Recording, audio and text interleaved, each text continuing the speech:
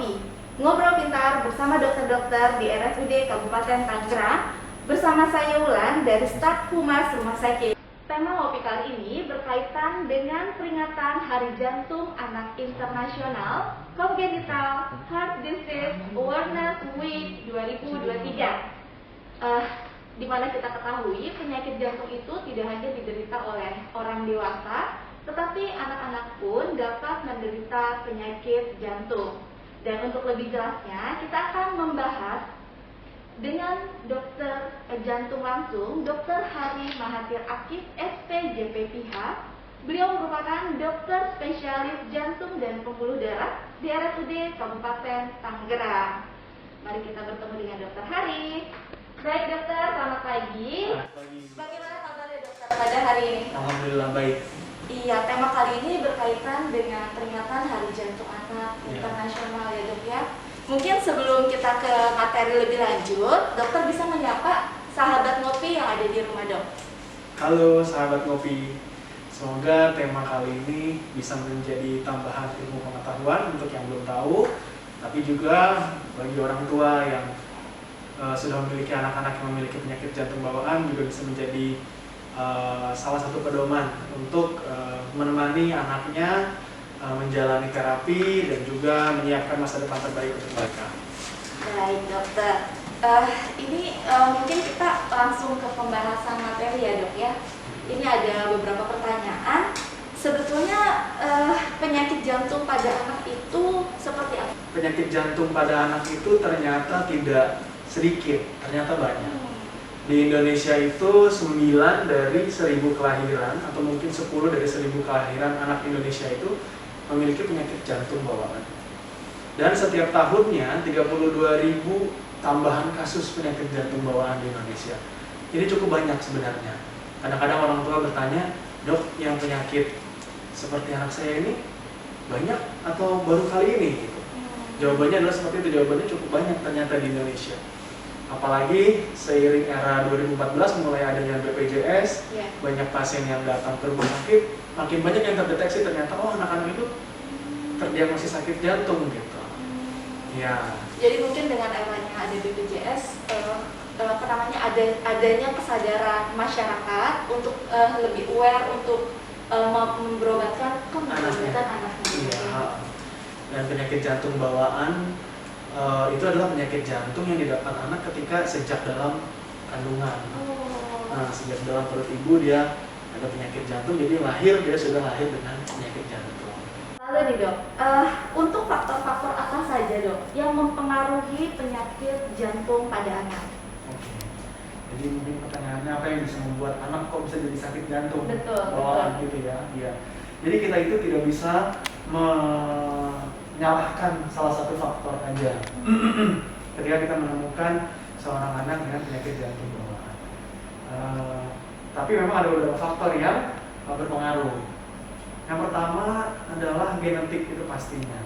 Jadi kalau misalnya ada keluarga atau saudara yang memiliki penyakit jantung bawaan, biasanya nanti seorang ibu bisa beresiko memiliki anak yang punya penyakit jantung bawaan juga. Oh, penyakit jantung itu jadi bisa menurun ke anaknya ya? Genetiknya bisa, genetiknya bisa meningkatkan risiko terjadi pada keturunan selanjutnya. Terus itu faktor genetik, jadi faktor yang bawaannya. Tapi juga ada faktor-faktor lain yang dari lingkungannya. Misalnya ibu yang dengan diabetes itu bisa, atau konsumsi obat-obatan ketika dalam kehamilan yang tidak melalui advice dari dokter itu juga bisa, atau jamu-jamuan itu bisa. Asap rokok juga bisa mempengaruhi. Konsumsi alkohol ketika hamil juga bisa mempengaruhi. Infeksi, misalnya ibu yang terkena infeksi torch itu juga bisa mempengaruhi. Lalu salah satu hal yang juga banyak nih di Indonesia adalah kurangnya nutrisi, asam folat, kurang asam folat. Ya itulah beberapa faktor yang bisa menyebabkan anak terkena penyakit jantung bawaan. Jadi berarti kalau dari segi genetik, selain ibu, ayah pun bisa menurunkan itu? Bisa. Bisa ya. Bisa. Orang tua ya intinya ya dok ya. Baik, untuk pertanyaan selanjutnya ya sahabat Ngopi, untuk anak yang terdiagnosa sakit jantung, itu apa dapat beraktivitas seperti biasa atau ada pembatasan aktivitasnya dok? Oke, jadi penyakit jantung bawaan itu ada berbagai macam spektrum. Ada yang biru, ada yang tidak biru, kemudian ada yang ringan, sedang, berat gitu ya. Nah, ada penyakit jantung bawaan yang ringan, yang tidak membutuhkan pembatasan aktivitas. Tapi ada juga penyakit jantung bawaan yang memang sangat membutuhkan pembatasan aktivitas.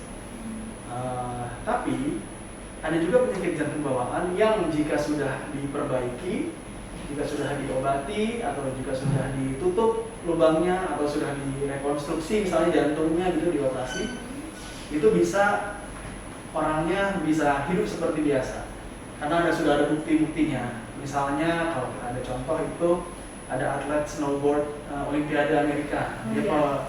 Dia juara emas Olimpiade, namanya Shaun White. Dia dulunya adalah seorang anak yang lahir dengan penyakit jantung yang disebut dengan tetralogi of Fallot.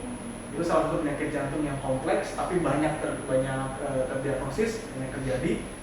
Tapi setelah itu dia dioperasi dan kemudian dia bisa menjalani kehidupannya, bahkan menjadi seorang atlet yang berhasil gitu. Jadi poinnya adalah kalau ada penyakit jantung bawaan, dibawa dulu ke dokter, kita terapi sebaik mungkin. Setelah itu nanti diikuti advice dokternya. Baik, tetap. Jadi memang harus berkonsultasi ke dokter jantung dan pembuluh darah anaknya ya dok ya. Baik dokter, kita lanjut ke pertanyaan selanjutnya. Dan yang terpenting nih dok, deteksi awal apa saja yang dapat dilakukan untuk mencegah sakit jantung pada anak? Oke, jadi ini untuk anak yang sudah lahir berarti ya? Betul. Atau ciri-cirinya anak yang, mungkin ini ciri-cirinya anak yang terkena sakit jantung gitu. Oke. Jadi ada beberapa ciri-ciri ya. Misalnya kalau untuk penyakit jantung anak yang biru, itu anaknya ada kebiruan pada area mulut, bibir, dan ketika dibuka bukan hanya bibirnya saja yang biru, tapi juga lidahnya, gusinya juga biru. Dan birunya tuh bisa hilang timbul, bisa terus menerus. Yang hilang timbul misalnya pada saat menangis dia biru, pada saat dia tidak menangis dia tidak biru. Birunya Atau itu karena apa ya dok? Birunya itu karena kadar oksigen di dalam darah yang lebih sedikit dibandingin anak-anak yang normal. Konsentrasi oksigen di dalam darahnya lebih sedikit karena di dalam jantungnya terjadi percampuran darah yang kaya oksigen dengan percampuran darah yang miskin oksigen. Itu bercampur. Seharusnya kalau orang normal, darah yang kaya oksigen dan darah yang miskin oksigen itu pisah ruangannya, ada jalurnya sendiri gitu. Itu satu. Terus yang kedua, bisa juga anaknya pada saat bermain itu sering berhenti, misalnya lagi lari-lari, yang lain masih main lari-lari, kedua dia jongkok sendiri. Merasa lelah ya. Merasa lelah. Tapi anak kan sering ngomong, dia cuma diem. Nah itu kalau ditanya, kita kalau lihat anak kayak gitu, kita nggak boleh diem aja, kita harus tanya kenapa nggak melanjutin gitu. Itu anak-anak yang udah kelihatan ya. Tapi kalau anak-anak yang bayi, kadang kita nggak bisa deteksi nih. Nah, kita harus tahu. Kalau anak bayi itu, contohnya biasanya dia gampang keringetan. Jadi nyusu, tahu keringetan banyak gitu. Nah itu mesti kita curiga, kenapa nih kok anaknya padahal cuma menyusu kok kayak kecapean, kayak keringetan gitu. Terus anaknya rewel kalau misalnya posisinya di terlentang gitu dia rewel. Tapi kalau misalnya digendong, posisinya kepalanya lebih tinggi dari badannya, dia rewelnya berhenti. Jadi kalau begitu ditelentangin lagi, rewel lagi. Nah itu contoh juga. Lalu kalau anak bayi itu sesaknya nggak kelihatan, tapi kita bisa perhatikan area antara dada dengan perut itu ada garis tulang perbatasan tulang rusuk ya, diafragma itu. Kalau dia nafas sampai cekung daerah sininya, nah itu artinya si anak lagi sesak. Nah kalau sesak kayak gitu itu nggak boleh didiemin. Anaknya mungkin nggak nangis, tapi Kalau nafasnya seperti itu lebih baik tanyakan ke dokter anaknya atau ke dokter jantung. Kok bisa anak saya nafasnya gini, kenapa ya? Gitu. Ini sesek bukannya? Gitu. Iya. Terus masih ada lagi nih. Boleh dok. Batuk panas saya jadi lupa. Oh iya, anaknya tidak bertambah berat badannya ataupun tidak bertambah tinggi badannya. Jadi apa tuh namanya, harusnya setiap bulan anak itu grafiknya naik terus kan? Apalagi 1000 hari pertama. Tapi ini anak cenderung sama dengan bulan sebelumnya atau bahkan lebih turun dari bulan sebelumnya. Nah itu harus kita curigai dari ada penyakit jantung bawaan juga. Dan yang terakhir itu kita sebutnya clubbing finger, atau ada anak-anak yang atau mungkin udah remaja gitu ya, jarinya itu nggak kayak kita, biasanya dari bawahnya ke atasnya kan mengecil gitu ya. Kalau jari yang clubbing finger tuh begitu sampai di buku yang terakhir dia membesar seperti drum, stick drum. Bentuk warnanya agak pucat, agak biru, terus dia agak menonjol. Agak membesar gitu, seperti stick drum, itu namanya clubbing finger. Itu juga salah satu ciri-ciri penyakit jantung bawaan. Jadi memang pentingnya orang tua yang memang untuk memeriksakan anaknya ya dok ya? Untuk meneliti anaknya sehari-harinya itu diperhatikan semuanya. Begitu sahabat ngopi, jangan lupa untuk memperhatikan anak-anaknya apabila ada keluhan-keluhan yang disampaikan oleh dokter. Baik, ini ada lagi pertanyaan dok. Biasanya anak yang terdiagnosa sakit jantung itu diketahuinya pada usia berapa tahun? Lalu apakah penyakit jantung pada anak sendiri bisa sembuh seiring dengan bertambahnya usia? Jadi penyakit jantung bawaan itu bisa dideteksi secara dini. Misalnya ketika ibu sedang hamil, dia bisa mengecek kira-kira anaknya jantungnya ada masalah apa enggak ya. Itu bisa dengan melakukan pemeriksaan USG oleh ahli feto-maternal. Itu biasanya dilakukan pada usia di atas 20 minggu kehamilan. Baru bisa terlihat. Dan ya, jadi di USG di atas usia 20 minggu. Lalu itu yang paling cepat ya, paling dini sejak usia segitu. Tapi begitu lahir pun anak-anak bisa dilihat, maksudnya ada yang gejalanya muncul pas ketika lahir, udah langsung muncul gejala penyakit jantung bawaannya.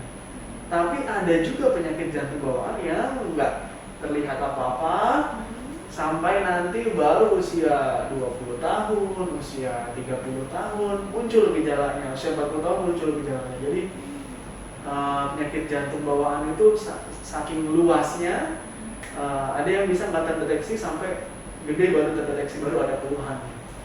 Itulah pentingnya screening kelahiran ataupun screening pre-kelahiran ketika hamil tadi di USG untuk menentukan kira-kira anak ini sehat apa enggak jantungnya. So, kalau misalnya orang tua zaman sekarang kadang-kadang ada yang lahir anaknya mungkin sehat-sehat aja, nggak ada masalah, tapi tetap dibawa ke dokter jantung atau ke dokter anak untuk diperiksakan jantungnya, untuk benar-benar dipastiin. Harus memastikan ya dok ya dari awal. Lalu dok, tadi jadi untuk penderita jantung pada anak itu sebetulnya bisa sembuh atau tidak? Bisa sembuh. Jadi ada yang sembuh ya, tapi jalan menuju sembuhnya itu berbagai macam ya. Ada yang bisa sembuh dengan dilakukan tindakan. Tindakannya pun bisa kebagi dua, tindakan yang tanpa operasi atau tindakan yang dengan operasi. Atau sembuh dengan, ada juga yang bisa sembuh dengan sendirinya. Gitu. Ada beberapa penyakit jantung bawaan yang bisa menutup sendiri lubangnya, itu ada. Gitu. Tapi ada juga yang nggak sembuh, tapi harus terkontrol gitu, harus minum obat terus, harus dikontrol terus, itu ada juga yang seperti itu. Tapi paling nggak bisa menjalankan aktivitas. Itu sih intinya ya. Kualitas hidup ya. Kualitas hidupnya. Baik dokter. Lalu ini ada pertanyaan lagi, dan untuk terapi dok, terapi anak-anak dengan penyakit jantung bawaan ini apa saja dok? Iya, tadi sudah saya singgung sedikit. Ada yang diintervensi tanpa pembedahan, gitu ya. Jadi misalnya lubang ada jantung anak ada lubangnya gitu, tapi lubangnya ditutup dengan menggunakan kabel yang dimasukkan lewat paha menuju ke lubang tersebut. Kemudian nanti di lubang itu dia akan menyumpal si lubangnya, kemudian dicabut lagi, sudah tertutup lubangnya, anak itu bisa seperti biasa lagi. Tapi ada juga yang harus terpaksa kita operasi, kita buka, lakukan perbaikan untuk kelainan-kelainan jantungnya. Tapi setelah itu bisa beraktivitas seperti biasa lagi. Contohnya tadi Shaun White, atlet itu ada juga yang harus minum obat rutin. Setelah itu minum obat rutin, dikontrol rutin, USG jantung atau ekokardiografi setiap periodik setiap satu tahun misalnya. Atau ada juga yang tadi si itunya menutup sendiri, si lubangnya menutup sendiri juga ada, yang nggak perlu pakai obat apa-apa. Iya, betul dok. Jadi memang harus kontrol rutin, paling tidak 1 bulan sekali ya dok? Enggak, minimal dia harus datang ke dokter jantung, nanti dokter jantung bisa bilang ini tipe yang mana. Karena orang tua kan tidak tahu ini maksudnya yang kriteria tipe yang mana. Tipe yang boleh didiamin aja, atau tipe yang harus benar-benar ditelatenin, harus diikutin setiap harinya, setiap bulannya. Nah, ini ada satu pertanyaan lagi, kalau rematik jantung itu apa dokter? Oke. Nah, kalau ini beda lagi. Jadi penyakit rematik pada jantung itu adalah penyakit yang disebabkan reaksi imun yang berlebihan terhadap suatu infeksi bakteri. Infeksi bakterinya awalnya bukan ke jantung dulu. Infeksinya ke jantung. Tapi reaksi imunnya berlebihan. Nah, kalau yang seperti ini bukan penyakit jantung bawaan.